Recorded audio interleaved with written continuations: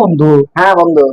ওই যে একটা গল্প শুনিসনি যে ঝাড়ু দিয়ে ঝাড় দিবে লাগছিল উঠে হ্যাঁ উঠিন ঝাড় দেওয়ার সময় আমি আকাশ মাথায় বাইরে লাগছিল। হ্যাঁ এক মহিলা হচ্ছে গা ঝাঁটা দিয়ে বাড়ি মারছিল আর আকাশ উপরে উঠে গেছিলি। হ্যাঁ আমি শুনেছিলাম তো বন্ধু। ওই মহিলাটা কিরা জানিস? কিরা? আমার দাদি। আমার দাদির আগে মনে কর যে সে শক্তি ছিল। ও, আমি শুনেছিলাম। হ্যাঁ, শক্তি ছিল, মনে কর যে ঝাঁটা দিয়ে একবারে মারছে আর আকাশ অত উপরে উঠে গেছে। ও, আমার ঘটনা তুমি শুনবো বন্ধু।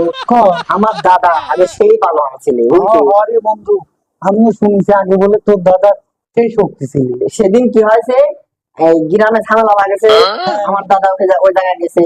হ্যাঁ। যাওয়ার পর যে বাম হাত ফেলাইছে, একজন বাঁশের আগায়, একজন আম গাছের আগায়, একজন 10 হাত ফাঁকে চলে গেছে।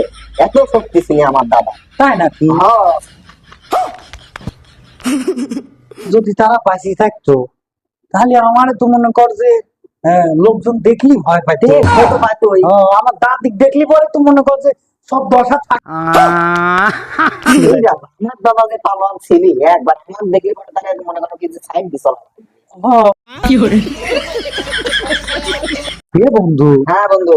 তো এখন আমার দাদার ঘটনাই খুললেন না। হ্যাঁ তো তাহলে শুনে। আমার দাদা আগে লম্বা ছিলি, মনে কর যে একটা বট গাছের সময়। তাই নাকি? হ্যাঁ, আমার দাদা মনে কর যে রাস্তা দিয়ে হাঁটি যাইতো আর ওই গাছের সাথে বাড়ি বুড়ি খাইয়া গাছ মাছ সব মনে কর যে ভাঙি ফিরি যাইতো। যেমন দিয়ে যাইতো সেমন দিয়ে আর গাছপালাই থাকতো না। তাহলে কিছু আমার দাদির ঘটনা শুনেছি না। তাই নাকি? হ্যাঁ, তোর দাদির ঘটনা কই তাহলে শোন। আমার দাদি মনে কর কি যে দিনে 10 কেজি চালের ভাত খাই। কি কই? হ্যাঁ, তারপরে মনে কর কি যে ওজন ছিল 500 টন।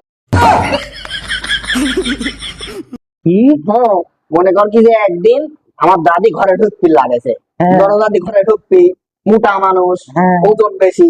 আসলে তো পরে ঘরে ঢুকতে লাগে ঘর আমার ভাঙি পড়ে গেছে। কতটা বুঝেছিস? বন্ধু, আমার একটা জিনিস মাথায় আসে না। কি? তোর দাদি, হ্যাঁ। সরি দাদি তো, হ্যাঁ তোর দাদি তো যখন মনে কর যে অত ওজন ছিল হ্যাঁ তখন তো মনে হয় 3 হাত গাড়িও যাইতো মনে হয়। হ্যাঁ, যাইতোই তো। ওজন বেশি দিলে খাইতো বেশি। তখন আমি করছি নি, ঘর সর্দি ভেঙে পড়ে গেছিল। তাহলে বোঝে কতটুকু ওজন হবে।